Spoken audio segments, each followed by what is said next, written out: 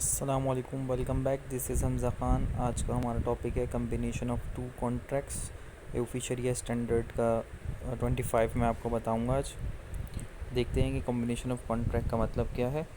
Meaning of two और more than two contracts in a way that each contract में remain independent of each other is known as combination of contract. Basically दो मुआहदों को मिलाना है, like cell और lease का हो गया, इसी तरह सेल और कर्ज़ का हो गया। तो हमें ये देखना है कि शरीयत हमें इसकी इजाज़त दे रही है या नहीं दे रही, कि हम दो कॉम्बिनेशन कर सकते हैं कॉन्ट्रैक्ट को या नहीं। शरिया पॉइंट ऑफ व्यू देखते हैं हम इसका। It is permissible in sharia to combine more than one contract in onset without imposing one contract as a condition in the other and provided that each contract is permissible in on its own। अच्छा, शरिया हमें इसकी इजाज़त तो दे रही है कि आप एक कॉम्बिनेशन कर सकते हो कॉन्ट्रैक्ट को दूसरे कॉन्ट्रैक्ट के साथ। लाइक एक आप सेल कॉन्ट्रैक्ट कर रहे हो, दूसरा लीज़ कॉन्ट्रैक्ट कर रहे हो, लेकिन इससे एक कॉन्ट्रैक्ट को दूसरे कॉन्ट्रैक्ट पर फ़र्क नहीं पड़ना चाहिए, या कंडीशन नहीं लगा सकते कि आप अगर हम सेल करोगे तो हम लीज़ देंगे, अगर लीज़ करोगे तो हम सेल करेंगे। तो इस तरह की कंडीशन नहीं होनी चाहिए। अलबत्ता शरीयत हमें इसकी इजाज़त दे रही है कि आप कॉम्बिनेशन कर सकते हो। कॉन्सेप्ट हम देखते हैं कम्बिनेशन ऑफ कॉन्ट्रैक्ट का। Combination of contract is the take move place between two parties and entails that simultaneous conclusion of more than one contract, hence combination of contract may take any of the following forms। Cases देखते हैं। combination of more than one contract without imposing any of the conditions in the other without prior agreement to do so। अच्छा, वही मैंने आपको बताया कि अगर आप किसी किस्म की कंडीशन नहीं लगा रहे हो तो आप उस कॉन्ट्रैक्ट को कंबाइन कर सकते हो। केस टू में ये कि combining more than one contract while imposing some of them as a condition in other without prior agreement to do so। अगर आप एक कॉन्ट्रैक्ट कर रहे हो और दूसरे उसमें शर्त भी लगा रहे हो तो वो कॉन्ट्रैक्ट वैलिड नहीं रहेगा, प्रोवाइड हो जाएगा। शरीयत हमें इसकी इजाज़त नहीं दे रही। सपोज़ कर लें मैं आपके पास कार ख़रीदने आया और मैंने आपसे बोला कि मैं कार तुमसे उस वक्त ख़रीदूँगा जब तुम मुझे जॉब पे रख लोगे। तो इस तरह की शर्त लगा देना तो ये वॉइड कर देती है कॉन्ट्रैक्ट को।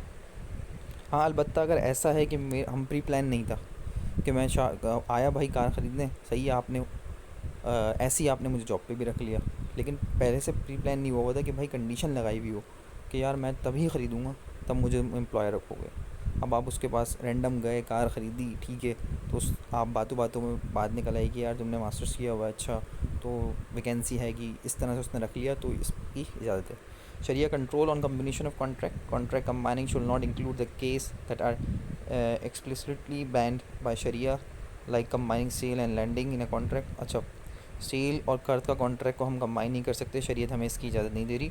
Should not be use as a trick of combined रिबा लाइक बै और ईना in exchange of homogeneous commodity. अच्छा, इसमें बै ईना भी नहीं हो सकता, होना चाहिए कि आप कोई ऐसी ट्रिक इस्तेमाल करें जिससे कॉन्ट्रैक्ट में रिबा आ जाए। रिबा आपको पता है क्या होता है? हर वो कर्ज़ जो अपने साथ नफ़ा लाएगा उसको सूद को हर वो कर्ज़ जो अपने साथ नफ़ा लाए उसको हम क्या सूद कहते हैं बेसिकली। कुल्लू कर्ज़ जर्रा मनफ़अत फ़हुव रिबा, ये हदीस है। इसी तरह यहाँ होमोजीनियस कमोडिटी के बारे में बताया है। होमोजीनियस करेंसी का भी यही है कि मैं आपको 100 रुपये दूँगा, उस पर 110 ले लूँ, तो ये सूद है। तो इसी तरह अगर इस्लामिक बैंक किसी को कहता है कि भाई आप मुझसे ये कमोडिटी ख़रीदें, ठीक है, किस पे, उस पर इंस्टॉलमेंट पे ख़रीदें, डेफर्ड पेमेंट पे। आपने इस्लामिक बैंक से ख़रीद लिया और फिर आप वो वापस इस्लामिक बैंक को सेल कर दें, तो ये बैगीना होता है। इसकी हम आगे एग्जांपल भी देखेंगे। someone sold house to you on the condition I will accommodate for 1 month।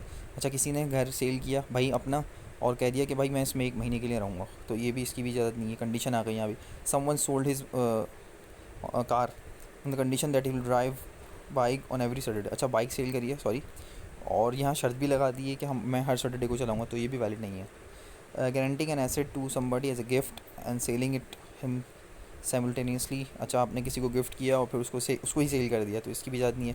Combining मुदारबा विद लैंडिंग। मुदारबा कॉन्ट्रैक्ट जो होता है शिरकत की शक्ल होती है, जिसमें एक शरीक जो है अपने पैसे लगाता है और दूसरा अपनी एक्सपर्टीज़ देता है, उसको आपने कंबाइन कर दिया कर्ज़ के साथ या फिर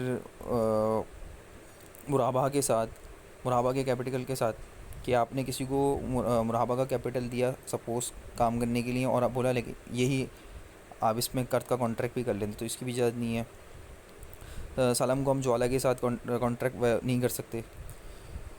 एक ही कॉन्ट्रैक्ट में हम ज्वाला नहीं कर सकते सलम। ठीक है, ज्वाला क्या होता है बेसिकली, मैं आपको कोई काम दूँ सर्टेन पीरियड के लिए कि 3 महीने तक अगर तुमने ये फला काम कर दिया तो मैं तुम्हें इनाम में ये दूँ, तो ये ज्वाला की एक कंडीशन होती है। तो इसको हम सलम के साथ नहीं कर सकते। सलम में हम पूरी पेमेंट करते हैं, उसी पेमेंट को आप बोले कि भाई वो ज्वाला का था, तो ये वैलिड नहीं है। Combination of two sales in one deal. A combination of two sales in one deal is exemplified in the combination of a deferred payment. अच्छा, ये मैंने बोला था आपको आगे आएगा। बैगिना की एग्जांपल है, तो ये वो बैगिना की एग्जांपल है जिसमें डिटेल बताई जा रही है बैगिना के बारे में। ठीक है, this structure is commonly known as Islamic law as bayina and commonly termed in Islamic banking and finance as a sale and buyback arrangement. It required that one sale an item to a buyer on a spot payment basis due to the need of obtain liquidity. The buyer will buy the item from the seller from the investment purpose to an agreed. अच्छा, यहाँ combination of to contract हो रहा है, मतलब दो cell combine हो रही हैं। मतलब मैंने आपको बोला कि मुझे पैसों की ज़रूरत थी, मैं बैंक के पास आया। ठीक है, बैंक ने मुझसे बोला कि आप ये कार ख़रीद लें हमसे, किस पे, डेफर्ड पेमेंट पे। मैंने पेमेंट नहीं करी क्योंकि मुझे पैसों की तो ज़रूरत थी।